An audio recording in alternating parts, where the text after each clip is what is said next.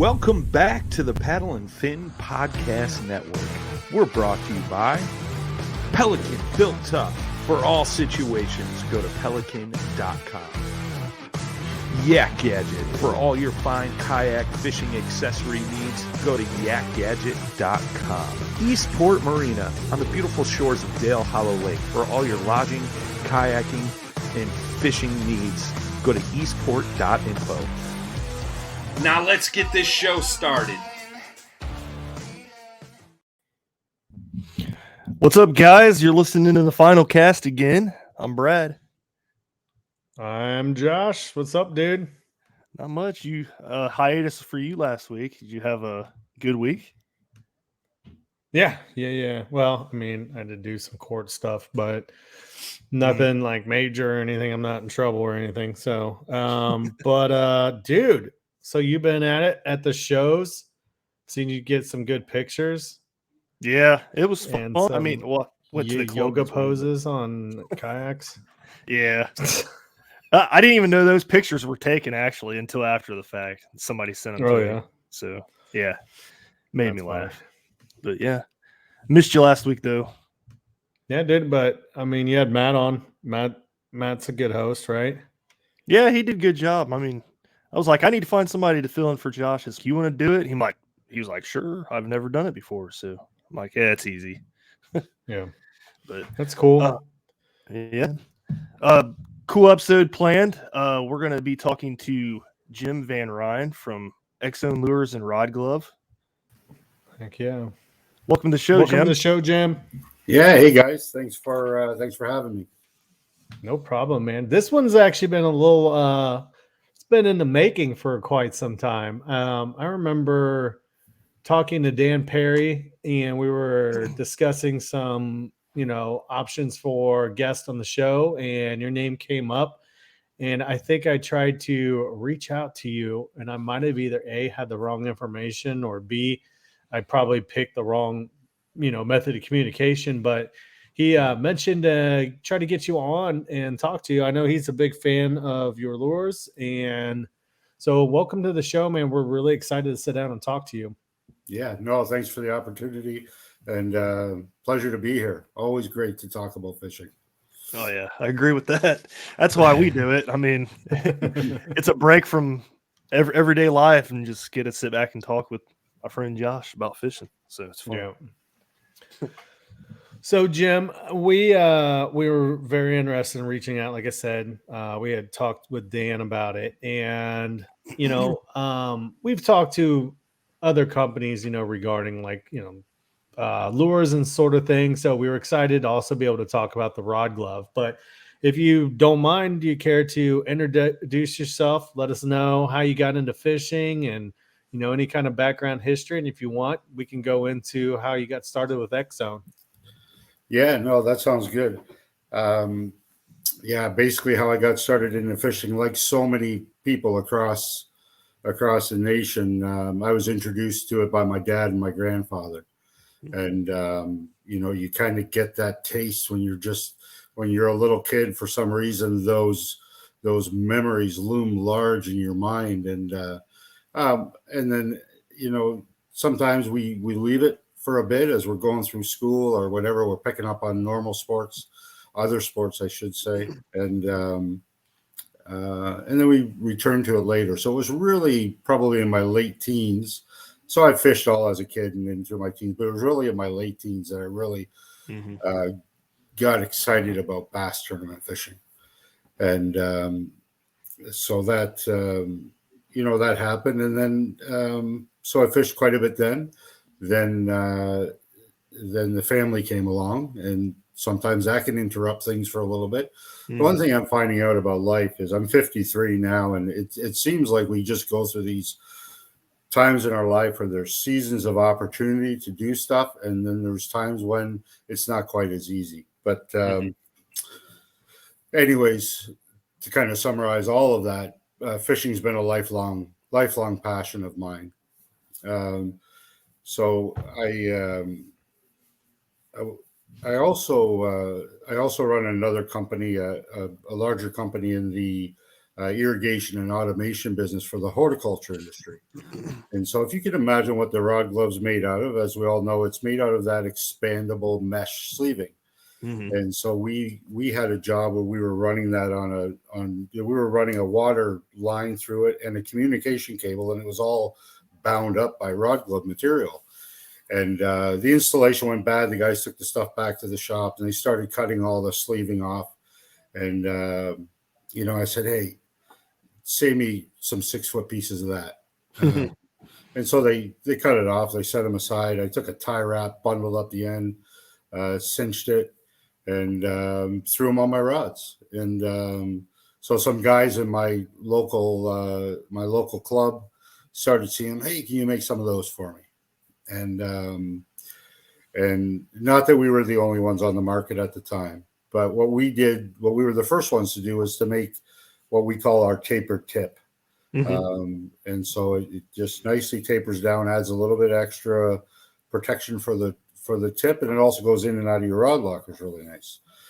So anyways, I started kind of developing that, and then we guys outside of my local club, but in our bigger federation, started seeing it, and they're going on, like they wanted to have some as well.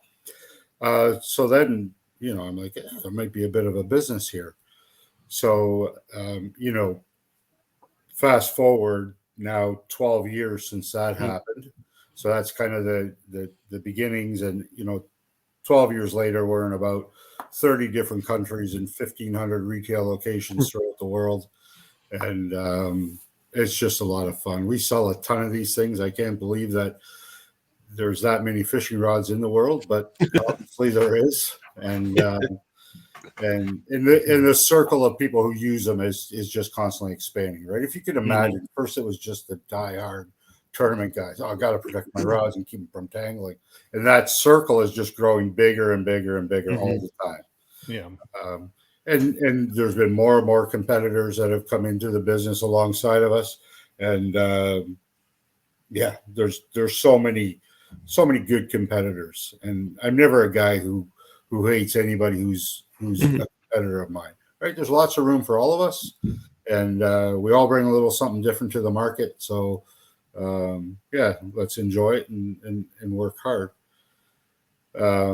A part of our early success in the rod glove really had to do with Gerald Swindle coming on board early. Yeah, we were just like 6 months into this thing, doing some advertising on Bass Boat Central. And a guy that Gerald worked with at the time says, hey, you think you could send us 12 of these things or something for Gerald to use? And I said, sure. And gladly sent him down there. And Gerald's like, you know what? I want to help you drive this brand. He said, I realize that, you don't have any money right now because you're just starting, but I just want to help. And I tell that story because a lot of times we think that pros are driven by the dollar, right? And to a certain extent, they got bills to pay. So there's nothing wrong with that. I just want to give this as a bit of an outlier situation where a successful guy like Gerald was willing to help a small business like me put this product on the map. And that just goes to the heart of who he is, right? And so he was real helpful, and he really helped us just to scale out this business quick in those early days. That's awesome, man. Yeah. And he seems like a really good-hearted person. Yeah. I've been following him for a little bit, and I could see that aspect of him, just his interviews and the things he talks about, and it's really awesome, man. That's the beauty of the fishing community. That's one of the better points that I've always been a big fan of, is the way that anglers can come together or help out a small company, or we have that happen in the kayak fishing community, and it's really refreshing to see that there's for the way that the world is right now, that there is good-hearted people out there. So I appreciate you sharing that, man. Yeah, no, absolutely. I think the first time I ever saw a rod glove was probably 6-7 years ago, maybe, in my local retailer. And it was the first rod sleeve I ever bought. You know, I bought a bundle to protect my rods. I'll preface it by saying I'm a kayak angler, so I like to stuff my rods inside my kayak when transporting to and from. When I got those rod sleeves, I was like, wow, this is awesome, because I'm no longer pulling those rods out of the kayak and it being all tangled up. It's a mess, you know, all the tips, the line just being wrapped around each other. So yeah, no, that's great. Great to hear. Did you see a bit of like increase? Was it noticeable for you guys as a business with the kayak anglers? Like as it started to grow, did you see that? Because I know that's one of the biggest things, like what Brad's talking about, because, you know, with bass boats and stuff, as they've gotten bigger and better, you know, the rod storage capabilities have gotten better, you know, and to the point where, you know, every rod is like, in a sense, can be separated. I know not all bass boats are like that, but, you know, the one thing with kayak anglers was the limit on space. And then, you know, these guys are transporting them, like whether they're in rod tubes or whatever, you know, on their trucks, that, you know, the rods were taking a beating, you know, they were getting tangled. Everything was a mess all the time. You know, that was where I first really noticed the use of rod sleeves, you know. And did you guys notice like anything in particular like that, like where the kayak fishing community kind of caused like an increase at all? Yeah, it's real tough for us to gauge those metrics. Yeah, only because so little we see. Of course, our sales go up, you know, annually, but because so much goes through retail and some through our website, it's just tough for us to tell where they're going. Yeah. What I can tell you is that I get emails or requests through the website from more and more kayak anglers all the time, right? So whereas, you know, 10 years ago when we started, nobody was really talking about kayaks. It was still all about boats. And so those conversations just weren't had. But, you know, now when I have conversations, it's probably 50-50 between conventional style bass angling and kayak fishing in general. Yeah, that's cool. I mean, I'm just blown away by where this kayak world has gone. And I don't, you know, I don't claim to really understand it all in terms of how all the tournaments work. We're the title sponsor for Mass Maulers out of who fish in the KFL. That kind of, and so I'm learning every day, and I just find it fascinating. Yeah, that's cool though. Like jumping into the kayak world like that, sponsoring a KFL team, that's what needs to happen for the whole kayak side to grow. So that's cool. I like that. Yeah, they're so it's interesting, but it's a learning thing for me. But I just think it's so cool with what they're doing with those kayaks, right? Putting the Ultrexes on them and gearing them up with all the electronics. I mean, good grief, it's great. They're just plastic, tiny plastic bass boats at that point. So pretty much. Oh, that's it, right? The one thing that is common for really, it seems like anybody who fishes, the gear, the boat or the kayak or the rods, the reels, the electronics, that's like half of it. Right, that's half the fun. Yeah, it's super fun. I follow some like pro anglers YouTubes, and it's just funny because you see the excitement even like at the pro level when they get like the new boat or you know the new truck or the new rods, and you just laugh because you're like, man, it's all the same across the board no matter what. Like you could be on the bank and you still have that excitement, you know, and you could be a pro, you know, and a $500,000 setup and still awesome. Like, you know, you're just like completely bewildered, and it's cool to see that aspect of it. Yeah, it's cool because like anglers, man, like we can have our spats and our conflicts and, you know, and that kind of thing. But really when it comes down to it, at heart, we're all exactly still the same, you know? Yeah. So yeah, no, that's it. That's cool. Yeah, I wanted to start touching on a little bit of these other products you have, because we talked about the rod gloves a little bit. You also have real gloves, and you have neoprene sleeves, right? Yeah. So we have what's called our Pro Series rod gloves. So we have our original ones, our original Pro Series, and now we've just introduced our Pro Series 2, which is a little bit. The thing you get with neoprene is it gets real heavy. Yeah. And so our original ones were 3 millimeter thick neoprene. The new ones are going to be 2 millimeter. So you're still getting that neoprene protection, but a little bit easier to handle on and off your rods.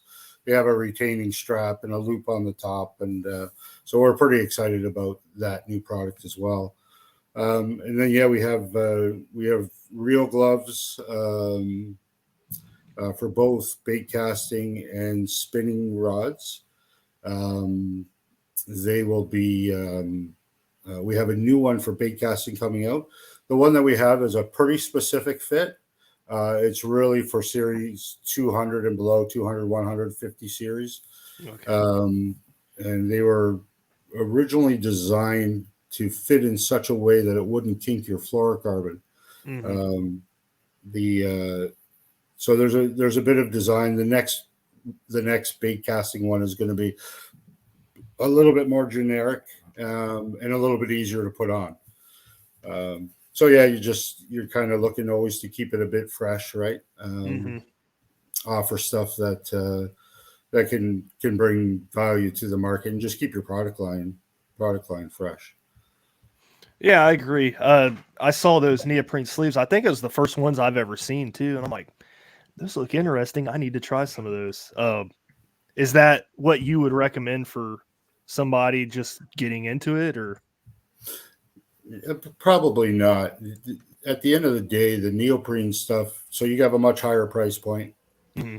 And it really kind of it fits a niche group of anglers. Okay. So a lot of times you'll have guys who are buying a lot of they're buying JDM equipment, right? Mm-hmm. So real expensive stuff, and they just want that extra protection. They don't really care what it costs, but really the regular expanded mesh rod gloves are, they're the best value. They're the easiest to work with. They come in the most colors, and they're just a great product. They do exactly what you want it to do. So, and those are the ones that I use. I don't use the neoprene ones. Okay. I see a need for them in the market. We have a lot of people who just love them, and I can see why. But I like things. I like things quick. Yeah. And, so that's me. I don't know. I kind of want some of them. They look nice.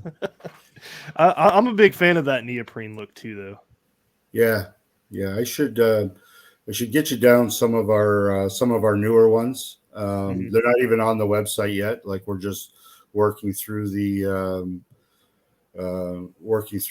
final ends of getting them in stock, getting them on the website and all of that. So I'd love to send you some of those. They come with six different trim colors. So they're kind of neat that way. Very cool. Heck yeah. That's cool, man. I like the concept, of all of it. Like, it's cool that I think it's always important to keep coming out with those new ideas. You don't want to get stuck in the old thing, and you gotta come up with new ideas, and it stays fresh. And I'd like to, I wasn't even familiar with the neoprene style. That's pretty cool. Was there a reason specifically for going with neoprene? Or did you just find that it offered like really, really good, protection, and that's kind of what you fell on? Yeah, as with so many products in the market, there are a lot of times they can be consumer driven, right? So you're really answering the call from the customer base, designing and developing something that they like. A lot of the ideas that come from the customer base just don't make sense practically from a business perspective, because the market is just not large enough. But when you find that one idea that has a large enough market, and you can and it fits into your business plan, you can go ahead and develop that. And that's kind of where a lot of that stuff starts with us. Very cool. Yeah, that is cool. We want to talk about Xzone, because I know a lot of people that really love your guys' lures, and I know Dan's one of them. I think Josh Smith was really into them, wasn't? Yeah, Dan's actually on your guys' pro staff. Yeah, So, great guy. He's always talking about them. I'm like, I got to check these out then. Yeah. No, that's great. So I'll give you a little history first to start that out. Probably in around the same time that I started a rod glove, there was an angler up here in Canada that started Xzone lures, and he developed a bait called the Slammer, and it was a hand pour bait, so an open cavity, just heating up the plastic and just laying it in there, and that bait it was one of the early drop shot baits, and it really every pro that came to the St. Lawrence back in that time to fish smallmouth was calling for the Slammer. So around 2015, Mark Kulik, who started it, great angler, great bait designer, he was just ready to move on to other things, right? Just wanted to fish more and so forth. I said, hey, Mark, why don't you let me just take that business? So that's on one side of the story. The other side of the story is that I had a son who was graduating high school, and I can still remember when Nick was about, I don't know, he was probably like 10 years old. He had to do a project for school, and his project was about, what do you want to do one day when you grow up? And flat out, the answer was easy for him. I want to own a bait company. So when he, fast forward 7 years, now he's graduating from school, I said, hey, Nick, why don't we just buy Xzone Lures and start developing that brand? And so that's kind of how it all started. My son's been in it with me since the beginning. He has the patience and the creativity to do all the things that I'm not good at. Like we're known for our bright and vibrant colors and some of our bait shapes, and that's all my son Nick. He does that whole end of things. So that was in 2015. We quickly took the business from just a hand pour. It's very tough to scale a hand pour business because it's very fussy and expensive production work. So you can't find the people for it. You can't get the consistency out of the product that you need, and you just can't make enough. So then we started designing what we call our Pro Series, which is all machine injected. And we just started to develop that along. And then the business was growing moderately. And then about 2.5 years ago, I had a conversation with Elite Series angler Brandon Palaniuk. And Brandon, he's been working with us ever since.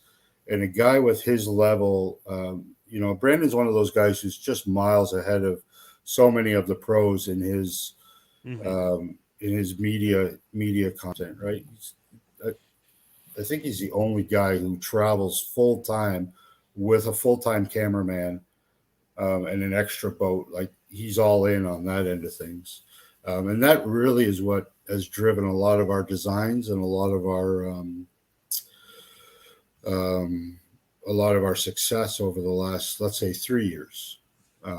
Really, that's when it started to really take an up curve. So since then, about a year ago, my other son joined the business as well. So he's a little bit more like me, more on the business end and production and marketing and all of that. So I don't know that a father could ask for a better scenario, right? You have two sons that you get to be in business with. They have complementary skill sets, and just the thrill of a lifetime for me. That's awesome, man. That's really cool to see, see you take it from just being the hand pour thing and getting your kids involved with it. That's really neat. And and how lucky can you get too that they're like kind of on opposite sides of it to where you don't have to necessarily worry about any clashing. I'm sure you might get a little bit, it is family, but it's really cool that you guys were able to find that success with it. What do you attribute to like Brandon being like ahead of the curve? Do you think it's because of his age? He's younger, he's kind of grown up in that digital age, to help like grow like social media wise? Yeah, I really do. Part of it is his age, and part of it is who he is as a personality, and is the character of who he is. Yeah. And he just gets it, right? Brandon is a guy who is not scared to invest in his own brand, to invest in the equipment that he needs. Brandon so much looks just beyond the paycheck and thinks really long term about everything that he does, and is extremely intentional about everything that he does. Mm-hmm. Really, guys, when I signed him 2.5 years ago, Xzone was not in a position as far as the business size goes. We really didn't have any business from a business perspective sponsoring a guy at Brandon Palaniuk's level. But you're always investing for tomorrow, right? You're always starting with where you want to be rather than not having that big picture mindset. Yeah. And so Brandon and I think very much the same way on that level. And that's really what connected us, right? Was our business theories really aligned quite well. And now we have a great relationship. That's awesome, because you see a lot of people sometimes it's just always in the present. You know what I mean? Yeah.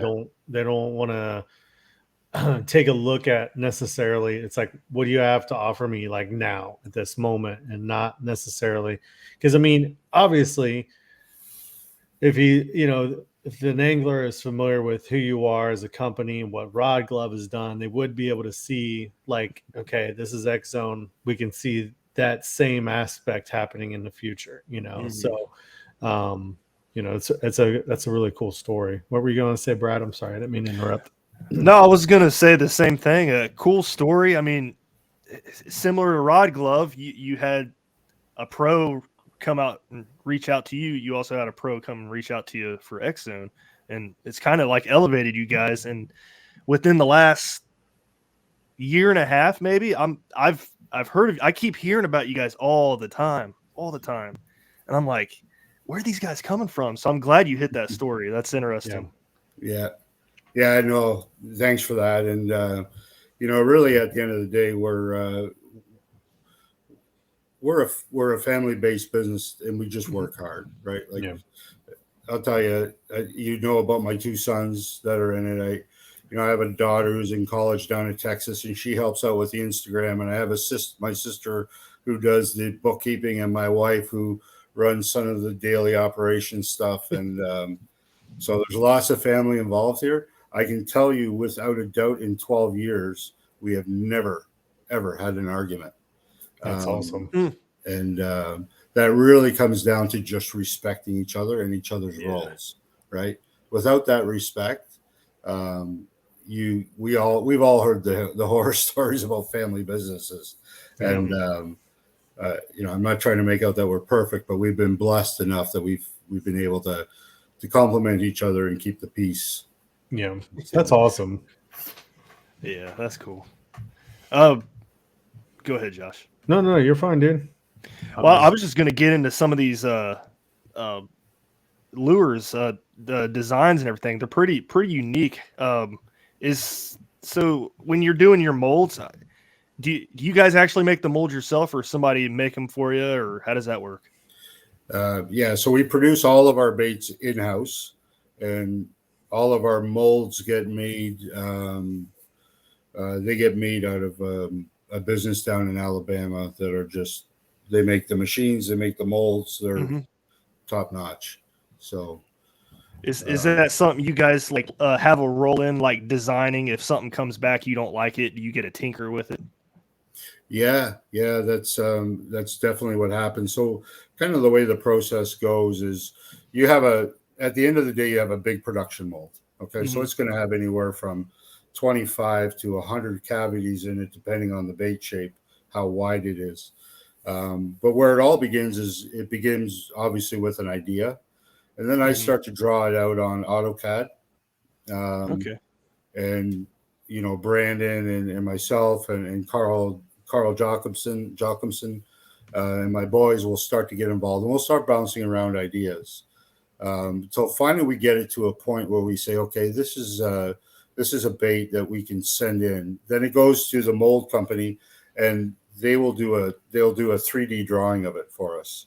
And the 3D drawing goes to make what is just a single cavity prototype mold. And so that's a mold that we can shoot some baits into, and we can start to play around with it. So you have some baits that you get it right on the very first time. You have some baits that you have to go back for 2 or 3 mold revisions till you get it just right.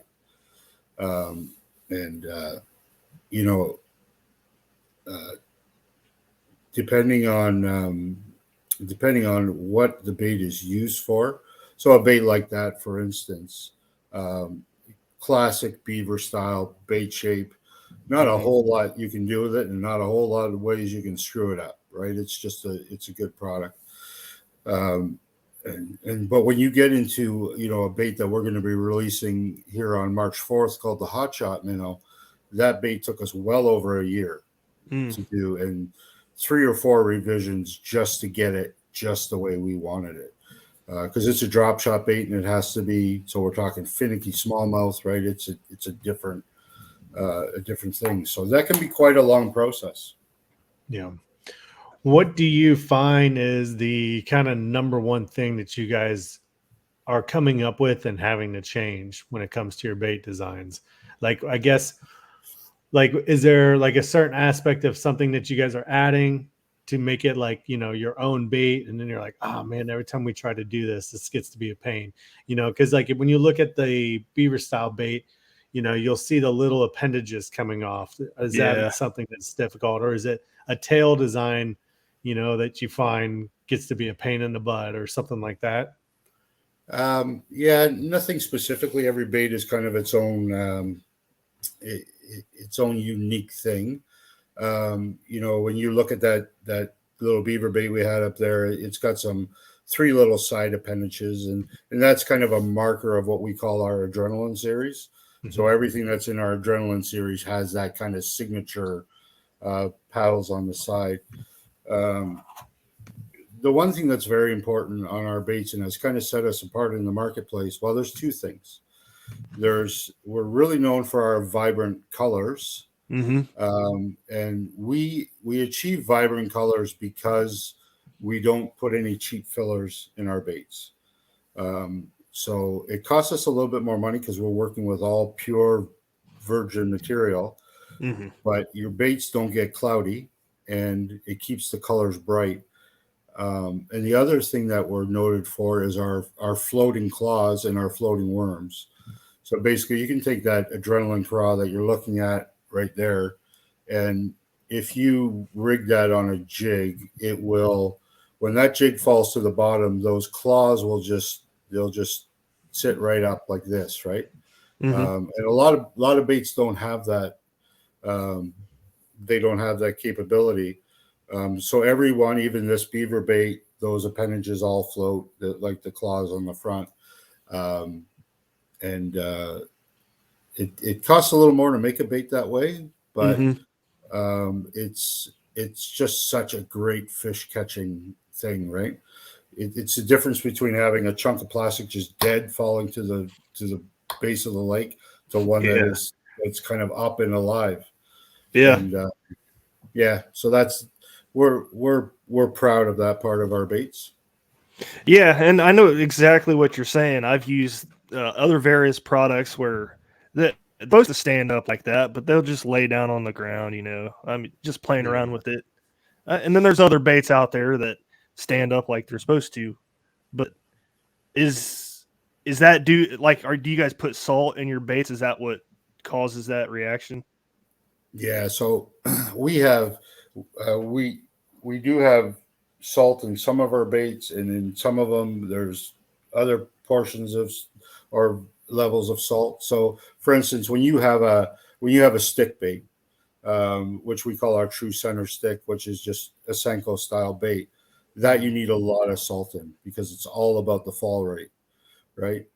Then you take something like our swim bait or our whiplash shad, and you kind of have medium salt in there. And then when you get into our creatures and our worms, that's where we start to get real specific on our salt and the type of salt that we use. If you buy big clunky salt, which would be kind of like your table salt, you can actually see what a cube of it looks like.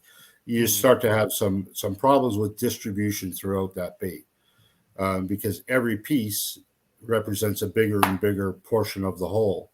Right. But when you get into really fine salts, you're going to get a naturally more even dispersion throughout that bait, which is going to give you two things. It's going to help your colors. It's going to add in production consistency, so the baits look and feel the same to the customer, and it's going to help that bait perform better. Yeah. So, yeah, I think I've heard that before too, because when you're using the coarse salt and it's bigger, it gets exposed to the water easily too, and then it starts to dissolve out of the bait a little bit, and then it'll cause the actual baits to, I don't want to say malfunction, but they won't perform up to the standards. And then if you have something that's more just, dispersed, like you said, evenly, that the action of your bait is also going to keep it lasting longer as well. Yeah. Very interesting. That's interesting. Yeah. So I've always laughed. Hold on. I've always laughed too. You ever seen where people are like making their own baits at home and then they're like coat it in salt, and I'm like, I don't want to. Oh yeah. Yeah. I've had a buddy that did that. He just dips them in a bag of salt. Yeah, I'm like, I don't think that was the point of this salt thing. It's like flavoring the bait with table salt. Yeah, it has to be mixed in with the plastic. Yeah. I mean, maybe if you're in the ocean, it's like, yeah. I don't know. That's funny. But, it's kind of interesting.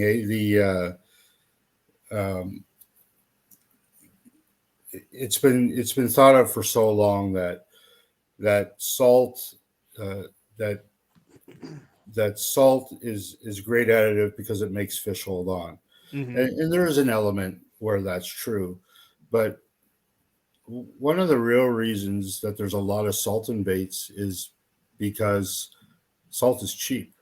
And so salt is a lot cheaper than plastisol. Yeah. So when you can knock your cost of production on your baits down by a given percentage, it's a filler, right? Yeah. And I'm not saying it doesn't have a place. I'm just saying there's value in fine tuning how you do your salt and in which type of baits you do it in to get the exact, the exact result that you want. And that's kind of one of those things that we try and pay attention to. Yeah. It's like a big old science project. It is. Yeah. That's cool. I want to talk about these Pro Series swammers. They're pretty unique looking. I don't think I've ever seen. Is it flat sided? I can't tell from the picture. No, well, yeah, I guess in a sense it is fairly flat sided, flat top, flat sided. The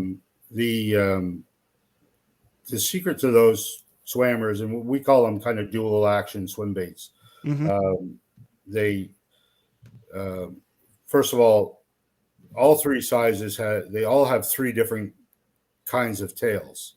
The paddle is a little different on all of them to fit the bait for the size that it is. And the one thing about our swammers is that they're crazy action. in terms of how much that bait rolls and that tail kicks and it wobbles. And I can't say that that's what the fish wants every time, right? It is a swim bait in the swim bait category with its own unique action that appeals to fish at certain times. And there's other swim baits in the swim bait market that have a little bit tighter wobble, a little bit tighter tail action. And sometimes those work, right? Sometimes fish just aren't interested in that crazy aggressive action. But that's kind of the side of the spectrum that ours fall into. Yeah. What was part of the design process to get it to roll, and as well as to get the the paddle tail kick? Because sometimes you tend to see that it's like one or the other. It's like a really good rolling bait with light action on the paddle tail, or it's crazy action on the paddle tail and not hardly any roll. What was it that you guys were able to design within that bait to cause both actions to work together? This is a bait that's a carryover from the original owner of the company. So as much as I love the action, I can't take an ounce of credit for it. We took something that he had really handcrafted and produced, and we just simply modernized the production process on it. All right, that's cool. Yeah. That's the one bait that always caught my interest when I see your guys' website. The flat-sided top. I thought that was the coolest thing, because I've never really seen one like that. Yeah, and it's kind of the flat top really just comes because it used to be a hand pour bait. Yeah. Right? So it was just poured in an open cavity, which automatically gives you a flat top. So that's it was more a function of manufacturing than it was a unique design. Hey, it worked. It doubles as both, so that's cool. Yeah. And then you guys got a Whiplash Shad, a soft plastic jerkbait. Is that like your take on the Fluke?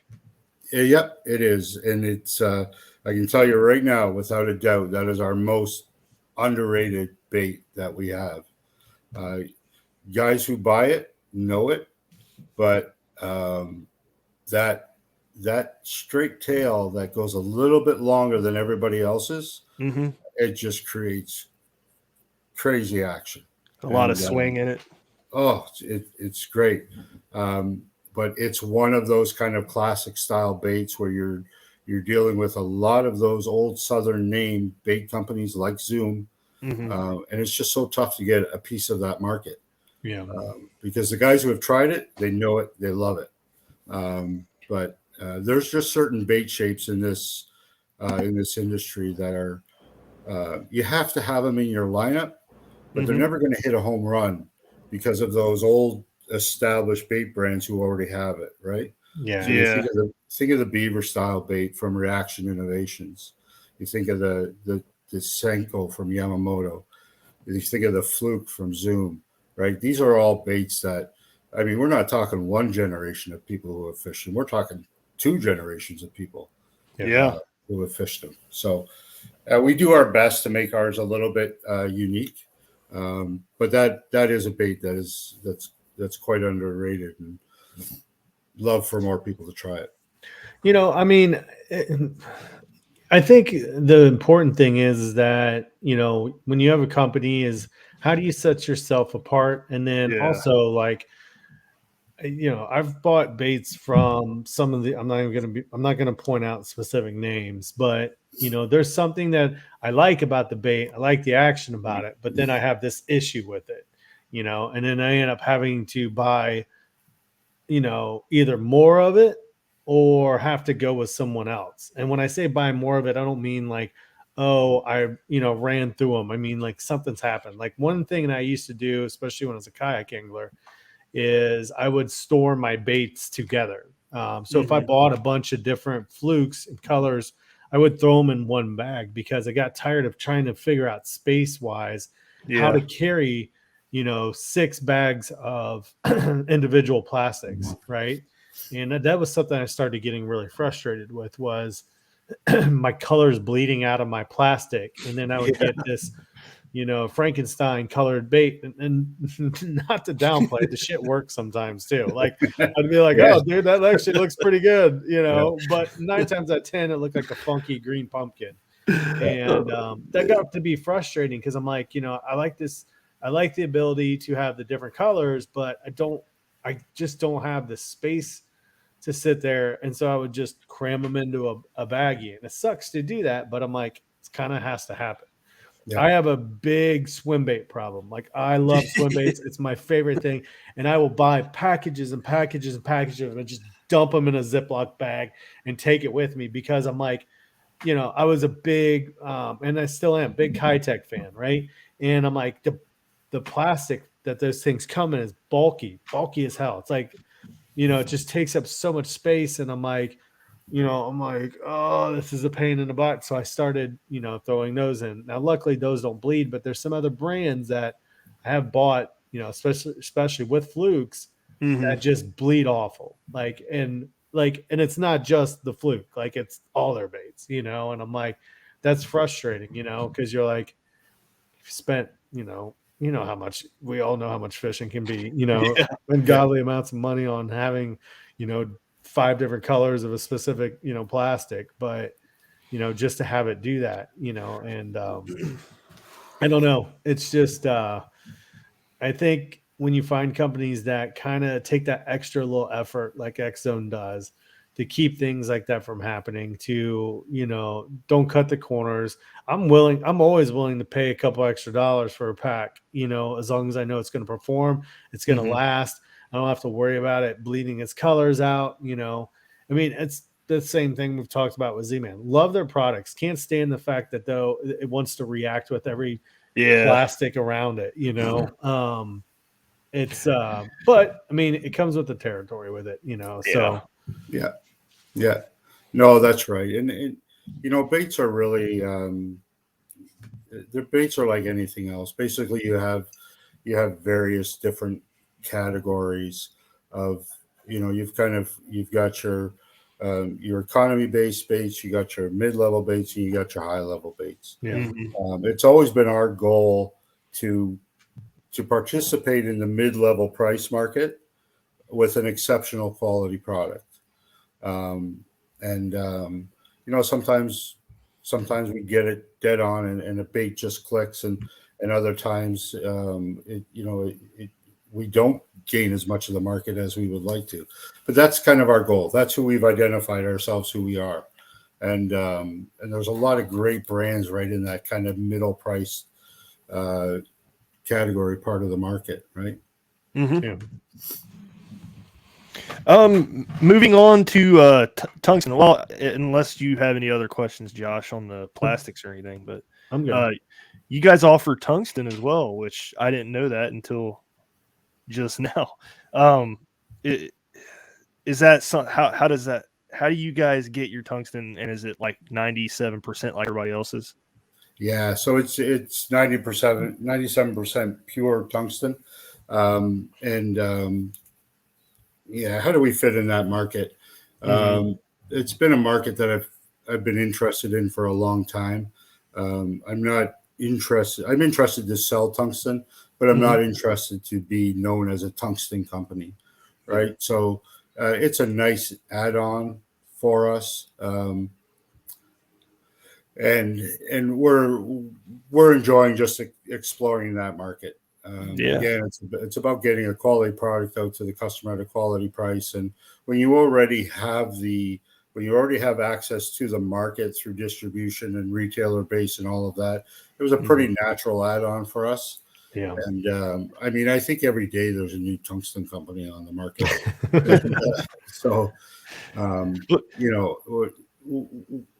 I never wanted to be part of what defines us, right? We're a bait company. We have to stay focused on that mission. But it doesn't mean we're not going to add some accessory stuff like this to, just to capitalize on a little bit of the market that we've created. Yeah, it's kind of like having the candy bars in the aisle when you're at the grocery store. Yeah. You're like, you're here. Why don't you pick up some tungsten? You know, like. Yeah, no, that's it exactly. Interesting. If you go back one page for a second, you can.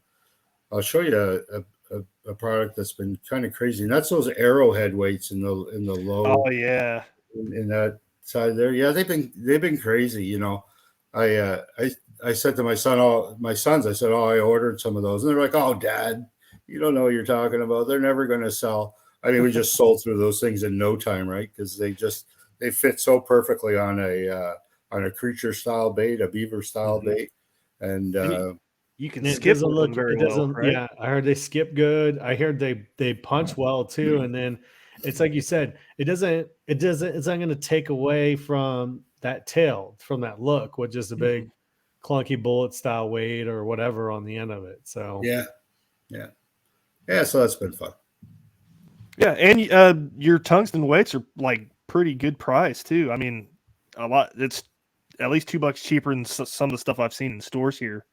Oh, well, there you go. Yeah, I didn't even know. I mean, I did a little bit of market research. I knew I wanted to be kind of in the ballpark, but at the end of the day, you kind of drive your margins to keep your business healthy.